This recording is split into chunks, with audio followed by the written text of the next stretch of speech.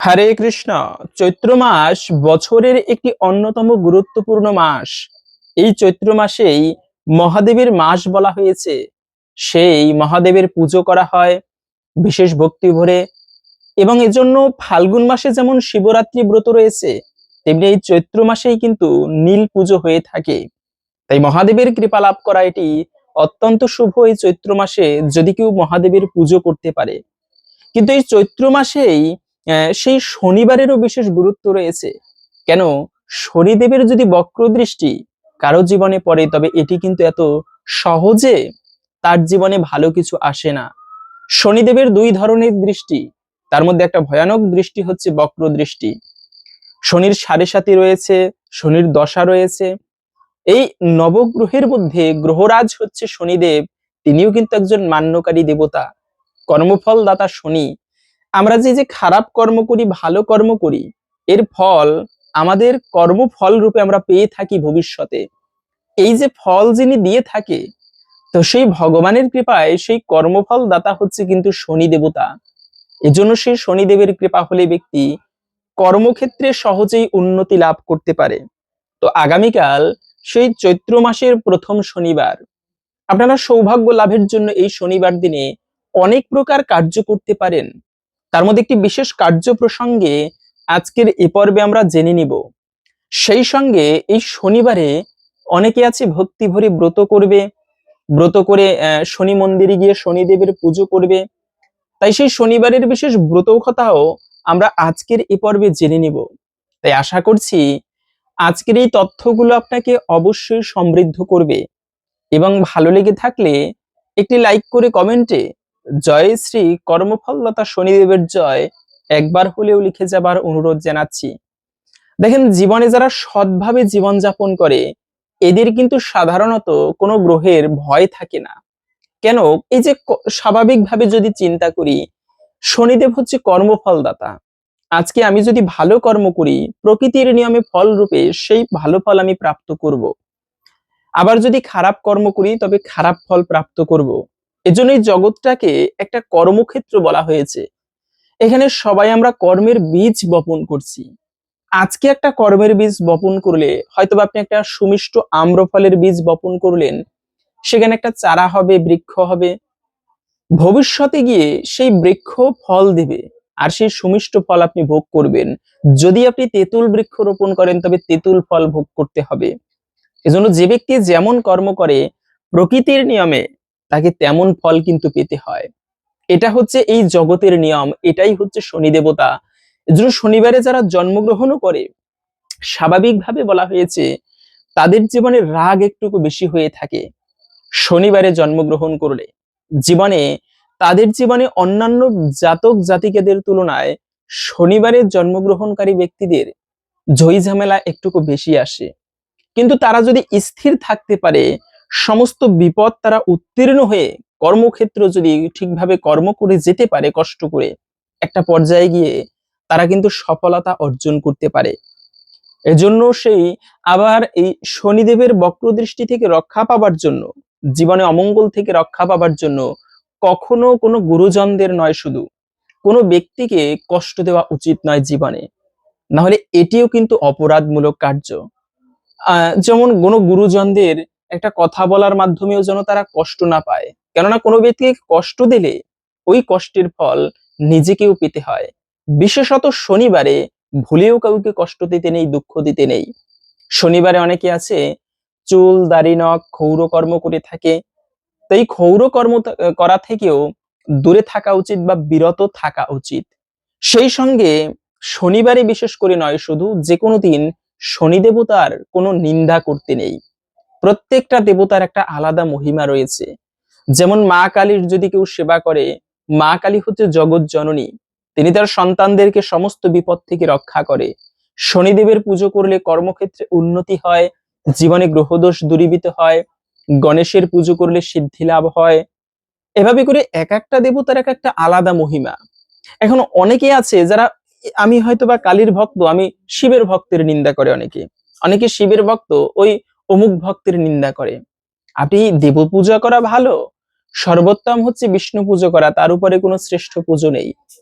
আপনি বিষ্ণু পুজো করেন মানে কোনো দেবদেবীর পুজো করা যাবে না, বিষয়টা এমন নয়। কিন্তু কোনো দেবদেবীর নিন্দা করতে নেই। দৈব পূজাটা খারাপ নয় তো ভালো অবশ্যই, কিন্তু কোনো দেবদেবীর কখনো নিন্দা করা উচিত নয়। যারা দেবদেবীর পুজো করে তাদেরও কখনো নিন্দা করতে নেই। এটি কিন্তু আরো বেশি অমঙ্গল। বিশেষত শনিবারে ভুলেও কোনো নিন্দা আদি করা উচিত নয়। পাশাপাশি হচ্ছে এই শনিবারে যদি আপনি মনে করে থাকেন আপনার জীবনে শনি গ্রহের দোষ রয়েছে বা একটা অশুভ প্রভাব রয়েছে, সেক্ষেত্রে আপনারা আরেকটি কাজ করতে পারেন। তা হচ্ছে শনিবার দিনে আপনারা হনুমান চল্লিশা পাঠ করতে পারেন। 11 শনিবার হনুমান চল্লিশা পাঠ করলে এতেও শনিদেবের কৃপায় সেই মানে শনিদেবের বক্রদৃষ্টি থেকে রক্ষা পাওয়া যায়। কেন?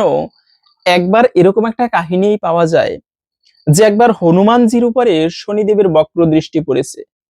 তো তখন হনুমানজির কাছে গিয়ে শনিদেব বলল, দেখো আপনার জীবনে আমার বক্রদৃষ্টি পড়েছে, এখন আপনার উপরে ভর করব আমি। হনুমান হচ্ছে পবন পুত্র, মহাপ্রতাপী হনুমান, যিনি ইচ্ছামতো তার শক্তি পরিচালিত করতে পারত। দেবতারা পর্যন্ত যুদ্ধে হনুমানের সাথে পারত না। হনুমান বলল, ঠিক আছে, আমার উপরে ভর করো। শনি দেবতা তখন হনুমানের মাথায় ভর করেছে। আর হনুমান তো হচ্ছে মহাবলশালী, বিশাল একটা পাহাড় নিয়ে মাথার উপর চেপে রেখেছে, মাথায় নিয়ে বসে আছে। শনিদেব ওই পাহাড়ের ভার সহ্য করতে না পেরে হনুমানের কাছে প্রাণ ভিক্ষা চাইল। তো শুনেছি এর কাহিনীটি। তো তখন হনুমানজির কাছে প্রাণ ভিক্ষা চাইলো, হনুমানজি পাহাড় সরিয়ে শনি দেবতাকে রক্ষা করলো। শনিদেব তখন হনুমানের কাছে বলল, প্রভু আজ থেকে তোমার উপরে কখনো আমার বক্র দৃষ্টি পড়বে না। শুধু তোমার উপরে নয়, যারা তোমার ভক্ত হবে তাদের উপরেও এই শনির বক্র দৃষ্টি কখনো পড়বে না। এর জন্য হনুমানজির পুজো করা, হনুমানকে বলা হয় সংকট নাশন। আপনারা মঙ্গলবারে হনুমানের পুজো করতে পারেন, আবার শনিবারে হনুমান চল্লিশা পাঠ করতে পারেন। তার থেকেও বিশেষ গুরুত্বপূর্ণ হচ্ছে আজকের শনিবারে আপনারা ভগবানের প্রতি যাদের ভক্তি আছে, অবশ্যই ভগবানের প্রতি ভক্তির কোনো বিষয় নয়, প্রত্যেকে যারা আপনারা হনুমান পুজো করেন তারা তো আরো বেশি করবেন। আজকের দিনে আপনারা রামের সেবা করতে পারেন, কারণ রামচন্দ্র ভগবান জগৎ প্রসিদ্ধ পুরুষোত্তম ভগবান শ্রী রামচন্দ্র। তার সেবা করলে হনুমানও প্রসন্ন হবে, আবার শনি দেবতারও বক্রদৃষ্টি দূরীভূত হবে। কেন? হনুমানেরও প্রভু হচ্ছে ভগবান শ্রী রামচন্দ্র। তাই আপনারা আজকের এই শুভ দিনে সেই হনুমানের বিশেষ পুজো করতে পারেন। এবং শুধু তাই নয়, এই শনিবার দিনে আপনারা বিশেষ করে দানের কথা বলা হয়েছে। দানি দ্রব্যেন শুদ্ধতি। যেমন জীবনে যদি দারিদ্রতা আসে, তবে সেক্ষেত্রেও বলা আছে যে শনিবার দিনে যদি কেউ দান করে শনিদেবের কৃপা লাভের জন্য, এটিও কিন্তু অত্যন্ত মঙ্গলময়। কেননা দানের মতো পবিত্র কোনো বস্তু জগতে কিছু নেই। জীবনের সর্বস্ব পর্যন্ত দান করে দিয়েছেন বলি মহারাজ। এজন্য কলিযুগে দুটি ধর্ম বিদ্যমান, এক নাম সংকীর্তন, দ্বিতীয়ত হচ্ছে দান করা, গরিব দুঃখীদের দান করা, ভগবানের মন্দিরে দান করা। বিশেষত শনি মন্দিরে সামনে যদি আপনি কোনো ভিখারি দেখেন, কোনো গরিব দুঃখী দেখেন, সাধ্যমতো ওকে ওই ব্যক্তিকে আপনি যথাসাধ্য মতো আপনি বিশেষ কিছু দান করতে পারেন। হয়তোবা তার চাল নেই, আপনি 5 কেজি চাল দিতে পারেন, ডাল দিতে পারেন। আরে অপরের সেবা করা এটিই তো পরম ধর্ম। জীবের সেবা করা এটিও এক ধরনের শ্রেষ্ঠ ধর্ম। এর মাধ্যমেও ভগবত কৃপা লাভ হয়। যেমনটা হরিশ্চন্দ্র রাজা, পৃথিবী যতদিন থাকবে হরিশ্চন্দ্র রাজার নাম সনাতন ধর্মাবলম্বীরা ততদিন তাকে মনে করতে হবে, বলি মহারাজকেও ততদিন স্মরণ করতে হবে তাদের ধর্ম বলে, যুধিষ্ঠিরের নাম স্মরণ করতে হবে সত্যবাদিতার বলে। এজন্য জীবনে ধর্ম কিন্তু অত্যন্ত গুরুত্বপূর্ণ, বিশেষত দান করা অত্যন্ত মাহাত্ম্যপূর্ণ। তো আপনারা এই শনিবারে কালো তিল দান করা, কালো চপ্পল, কালো ছাতা, কেননা শনিদেবের প্রিয় রং হচ্ছে কালো। তো তাই শনিবারে কালো তিল, কালো ছাতা, কালো কাপড়, কালো কম্বল, এই সমস্ত কিছু দান করা অত্যন্ত কিন্তু শুভ একটি বিষয়। তো যাই হোক, অনেকে আছে শনিবার দিনে বিশেষ ভক্তিভরে ব্রত আদি করবে এবং ভক্তিভরে ব্রত কথা শ্রবণ করবে। তাই আসুন এখন আমরা কিছুক্ষণ সময় ধৈর্য ধরে শনিবারের বিশেষ ব্রত কথা শ্রবণ করি। এই দিনে যারা ব্রত করবে তারা কি ফল প্রাপ্ত করতে পারে, এরপরে এই দিনে একটি বিশেষ নিয়ম প্রসঙ্গে জেনে নিব। এতে জীবনের সৌভাগ্য লাভ হবে, ভগবানের পর্যন্ত কৃপা হবে। সেই ভিডিওর মূল প্রসঙ্গে আমরা জেনে নিব। শুরু করছি শনিবারের বিশেষ ব্রতকথা। একদা শ্রীহরি নামে এক ব্রাহ্মণ ছিলেন। তিনি নিত্য ভিক্ষা করে খেতেন এবং দিবারাত্র কৃষ্ণ নাম জপ করতেন। অন্তরে সর্বদাই সুখী ছিলেন তিনি, কিন্তু রোজ দিন ঠিকভাবে অন্ন জুটত না তার পেটে। এহেন কালে তার একটা পুত্র সন্তান জন্ম নিল। পুত্রের নাম রাখলেন সুমঙ্গল। পুত্রটি ছিল অত্যন্ত মেধাবী, সবাই তার গুণগান গাইত। অল্প দিনের মধ্যে শিশুপুত্রটি শাস্ত্র নিয়ে জ্ঞান অর্জন করে শাস্ত্রজ্ঞ হলো এবং পণ্ডিত হিসেবে সমাজে আখ্যা পেল। তারপর সেই পুত্র অর্থাৎ সুমঙ্গল তার জীবনে পিতামাতাকে ছাড়তে চাইল এবং হঠাৎই একদিন মাতাকে ছেড়ে গৃহত্যাগ করলো। গৃহত্যাগের বহুদিন পর সুমঙ্গল আচমকাই কোনো এক জায়গায় শুনল তার পিতামাতা পরলোক গমন করেছেন। মন থেকে সে অত্যন্ত ভেঙে পড়ে ও দুঃখে জর্জরিত হয় আপন মনে। এই কথা শোনার পর সুমঙ্গল গয়া গিয়ে পিতামাতার উদ্দেশ্য পিণ্ড দান করল। বাস্তবে খালি চোখে দেখা না গেলেও এ সবই ছিল শনি দেবতার দৃষ্টি, যার কারণে তার জীবনে দুঃখ ঘনিয়ে আসতে লাগলো। এরপর ঘুরতে ঘুরতে সুমঙ্গল বহুদূরে একটি নগরে এক রাজসভায় এসে উপস্থিত হয়। রাজার সাথে তার কথাবার্তা হয় এবং ধীরে ধীরে রাজা তার সম্পর্কে তার থেকে জানতে পারে এবং সে তার পরিচয় দিতে থাকে। সে রাজাকে তার নাম সহ সকল দুঃখজনক ঘটনা, যে তার পিতামাতা পরলোক গমন করেছেন, সমস্ত বিষয়টি বলে এবং এর সাথে এটাও বলে সে দেশ বিদেশে ঘুরে বেড়ায়। এরপর রাজা তাকে তার সমস্ত দুঃখ দুর্দশার কথা শুনে নিজের কাছে থাকতে বলে। তারপর রাজা তাকে আরো বললেন, তোমার কথাবার্তা এবং আচরণ দেখে মনে হচ্ছে তুমি একজন শাস্ত্রজ্ঞ। শাস্ত্র পাঠ করে সভাসদগণকে তুষ্ট করার কথা বলে। রাজা আরো সুমঙ্গলকে বলেন, আমার দুই পুত্র আছে, তাদেরকে তোমাকে শাস্ত্র বিষয়ে শিক্ষা দান করতে হবে। এই কথা শুনে সুমঙ্গল অত্যন্ত সন্তুষ্ট হলো এবং সে রাজার নিকট থাকতে রাজি হলো। এরপর প্রতিদিন রাজার দুই ছেলে সুমঙ্গলের কাছে পড়তে লাগলো। হঠাৎই একদিন পড়ুয়া বেশে শনিদেব এসে উপস্থিত হলেন। সুমঙ্গল তাকে চিনতে না পেরে একজন পড়ুয়া হিসেবে তাকে প্রশ্ন করে, তুমি এখানে কি করছো? পড়ুয়া হিসেবে শনি দেবতা উত্তর দেন, শাস্ত্র সম্পর্কে অধ্যয়ন করতে এসেছি।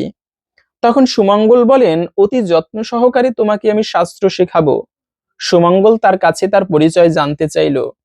তখন সে তার পরিচয় হিসেবে বলে, শনি বলে পরিচয়, কিবা দিব আর, শনশ্চর নাম মম সূর্যের কুমার।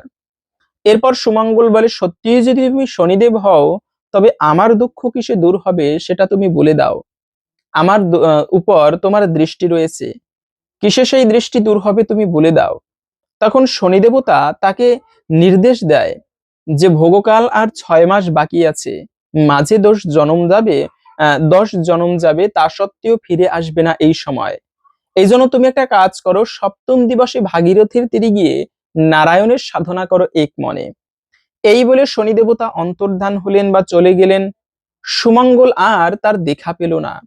শনি দেবতার আজ্ঞামতো সুমঙ্গল গঙ্গা তীরে নারায়ণের ভজনা করতে লাগলো স্থির মনে।